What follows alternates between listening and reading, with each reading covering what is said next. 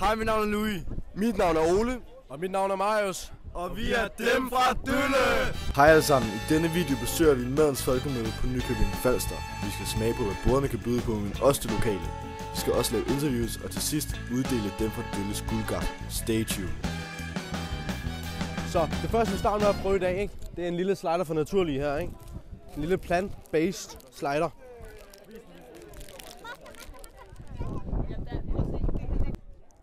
Jeg vil sige, god snasket. Lækkert med de der lækre store åkander. Sprøde åkander. Syltet rødløg. Jeg ved sgu ikke, hvad for en dressing det er, men den er fandme lækker. Salat.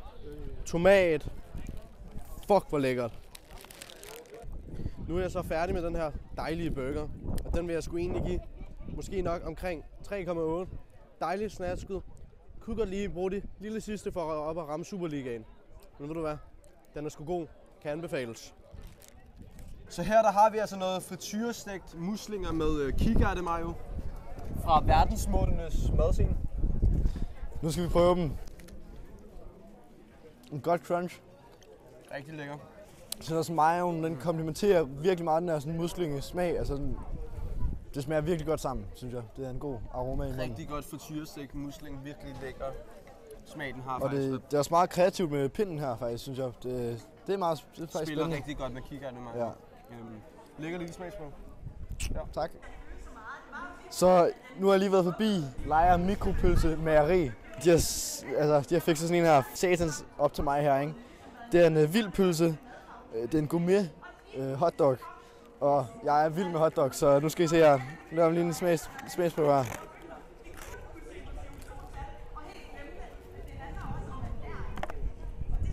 Så Det smager utrolig god. det er en virkelig god hotdog, du bøder ind i. Det er altså bacon, der er bacon på her, og rødløg, sygt rødløg. Og det går bare virkelig godt sammen med pølsen her, som der er blevet lavet virkelig godt, og det smager, og den er saftig, det smager virkelig godt.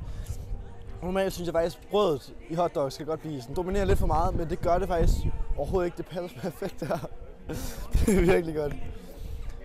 Så her har vi nogle hjemmelavede soft tacos med marineret flankestek. Kan lige se her. Det ser rigtig ondt ud. Ja, lad os egentlig bare dykke ned i det.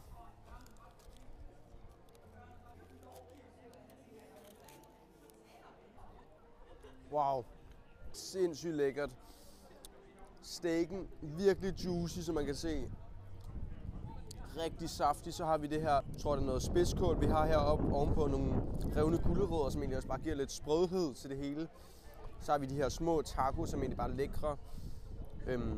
Ja. Og så har vi også de grøn dressing, som der er blevet smurt om, måske en pesto, jeg ved ikke hvad det er. Spiller i hvert fald rigtig godt.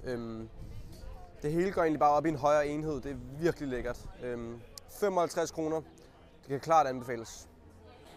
Ja, så nu står vi her igen. Nogle fritter med Vesterhavsost og ramsløgspesto. Simpelthen. Det hedder simpelthen polenta fries. Og hør lige den her crisp. Det lyder fandme lækkert.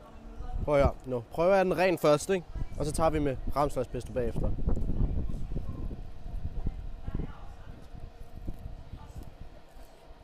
Den er sgu lidt varm, hva'? Men hold da kæft, den er god. Det må jeg bare sige. Nu prøver vi sgu lige igen. Med ramsløgspestoen. Det er en ordentlig god duns på, hva'? Hold da kæft, det er lækkert. Den her Vesterhavsosten giver sgu også bare det der umami til fritterne, ikke? Og så kommer ramsløgspestoen og lige giver det sidste touch. Hold da kæft. Det kan fandme anbefales. Kom her forbi. Hold da kæft, det er lækkert. Fuck, hvor lækkert. Så nu er tacosene, de er nede. Kæft, det var lækkert, mand. Det var helt op at spille Superliga. Altså, det var juicy steaks i min mund. Det skulle bare lækkert. Hold da kæft, det er lækkert. Så jeg vil altså give den her en 4,5 ud af 5 stjerner. Helt klart anbefales.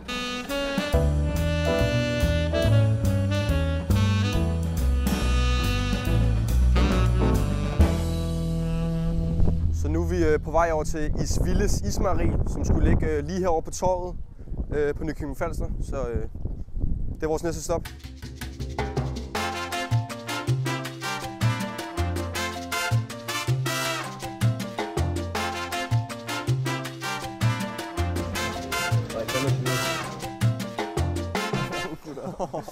Tusind tak. Oh my god. Så er der guf der til sidst. Så her der har vi altså 5 kugler fra Isvilde Ismejeri. Her bliver simpelthen ekstra meget. Prøv at se. 5 kugler af det her. Og vafler, som vi ikke engang har betalt for.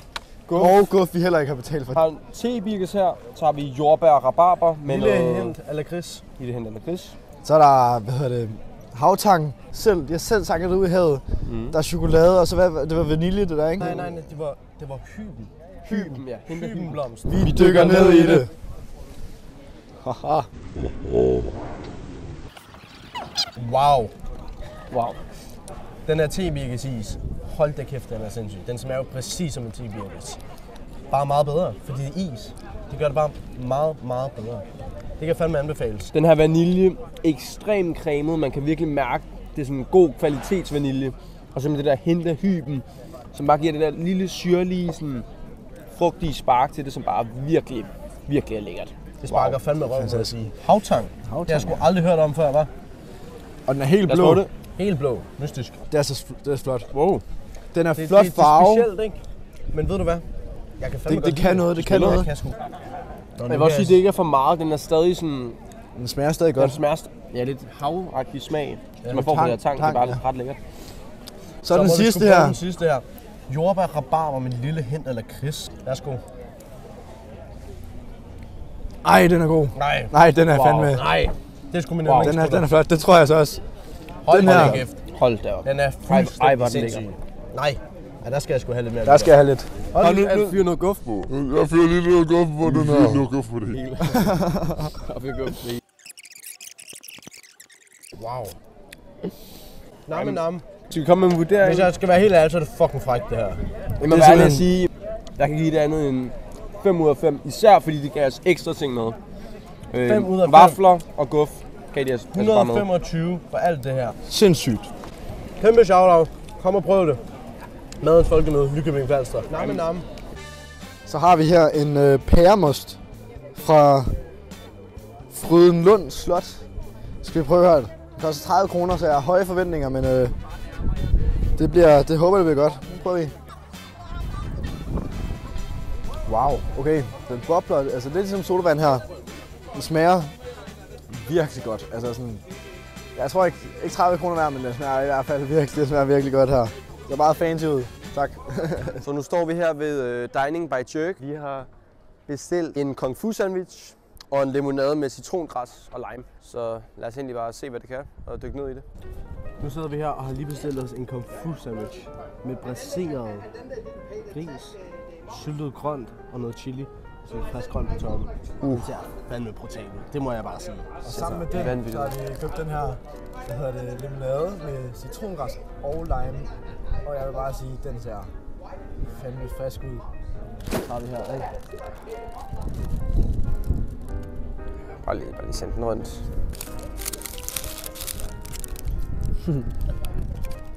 Der må jeg fandme sige, der bliver jeg sgu nødt til at tage en bid til. Den er fandme god. Jeg tror aldrig, jeg har fået noget så saftigt gris i mit liv. Kæft, hvor smager det godt. Dejlig spicy. Det er det Wow. syltede grønt, det giver altså også bare lige et eller andet. Lille knasen, syltet. Kødet er så mørt. Det smelter bare ind i sin mund på sådan en rigtig dejlig måde. Nå. Skal vi smage på sagerne herovre, hva'? En limonade. Simpelthen. Med lime. Så rigtig Der forfriskende er en ud. lille fugl synger om, at det er malaysiske limes. Simpelthen. Hele din mund smager af citron og Ja, den er faktisk meget sådan, selv efter 10 sekunder efter nu, jeg har taget en tår, hele min mund er faktisk føles helt syrlig. Ja. Altså jeg kan smage Og det er heller ikke for surt. Det er heller ikke for citron og limegræs. surt. Det er helt perfekt. Det må jeg bare sige. Den får altså en 5 ud af 5, den der. Selv den her, 4 ud af 5. 5. Ja, Fandme også brutalt. den er virkelig også brutal. Jeg vil sige, kom forbi det her sted, det er fandme lækkert. Så nu er vi på Dag 2 i Madens Folkemøde. på Nykøbing Falster. Og i dag skal vi interviewe nogle folk og se, hvad de godt kan lide her i lokalområdet, og så skal vi prøve det. Vi skal altså finde det bedste lokale madsted her på Nykøbing Falster. Og også nogle gode steder på det her, folkemøde, og se, hvad de kan. Vi vil gerne. Ja. Det kommer an på, hvad det er. Hvis du skulle blive gift med en grøntsag, hvad for en grøntsag skulle det så Gift være? med en grøntsag. Ja, og hvorfor skulle det være den grøntsag? Siger du bare. En agurk. Hvorfor en agurk? Nej, ingen kommentar. Har du et eller andet spot her på Nykøbing Falster i nærheden, som du kan anbefale? Altså et madsted, som du Madsted? synes er rigtig godt? Ja. Ja, noget der hedder Panino. Panino. Panino? Okay. Og du er lokal her, eller? Ja, jeg bor lige nede for enden af vejen. Ja, dejligt. Så det var, vi skal derover og kigge forbi. Men det var bare det. Tak for hjælpen. Velkommen og held og lykke med det. Mange tak. Grød. Der er noget rød grød smagsprøver her, som vi lige skal prøve. Lad os Lad os bare dykke ned i det. Ja. Vi ser her. Det ser meget fancy ud. Mange, ja hvad er det? Alle mulige forskellige toppings på den her rødgrød. Det smager lidt af pæk. Den her rødgrød er meget melet. Det er meget sådan ikke særlig. Det spiller egentlig ikke så godt med de her, Ja. ved ikke hvad. Det bliver sgu lidt Det- for mig. Ja. En enkelt stjerne ud af 5. Ja, måske 1,5 ud for kreativitet eller sådan noget. Ja, det så fancy ud. Ja.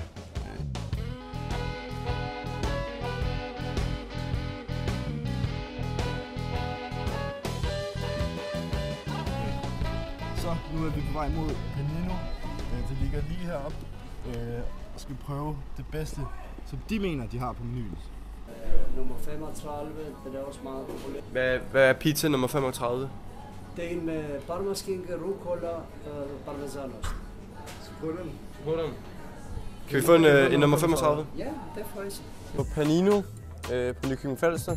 Vi har fået nummer 35. Ja. Altså allerede duften, synes jeg altså, det synes jeg allerede det er så meget. Det ser virkelig, virkelig lækkert ud. Der er i hvert fald ikke blevet sparet på parmesanen, som man kan se. Det ser enormt lækkert ud.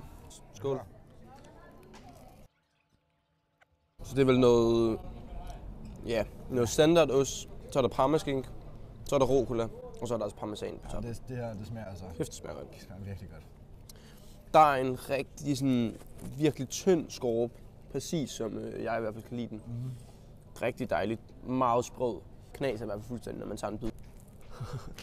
Det er altså, Det spiller det er et niveau. virkelig. Men der bliver altså ikke sparet på noget her, synes jeg i hvert fald. Jeg synes, der er for meget rucola. Men jeg synes sgu egentlig, det spiller godt.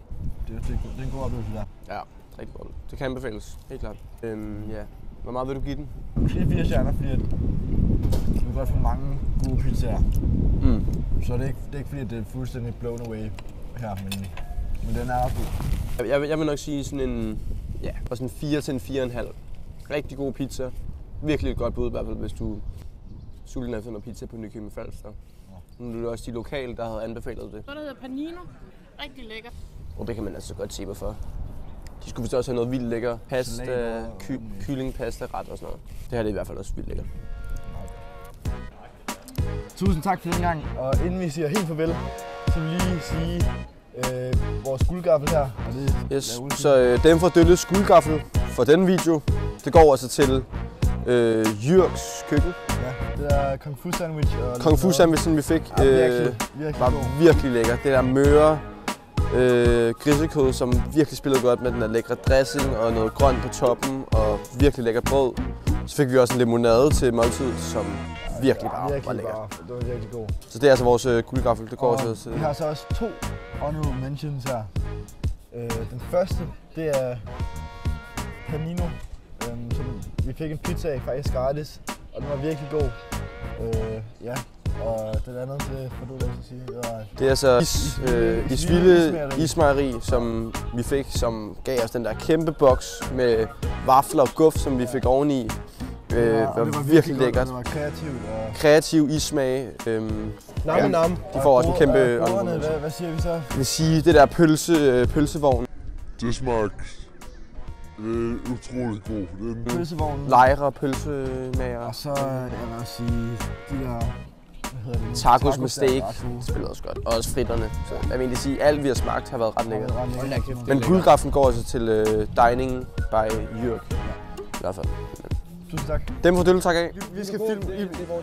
Nej, gutter, det er vores dansk eksamen, bro. Tag jer fucking sammen. Karl, fuck af. Det er det bedste, I har prøvet. Jeg kan faktisk ikke så godt lide nuggets, så jeg ved det ikke. Ja. Okay, ja.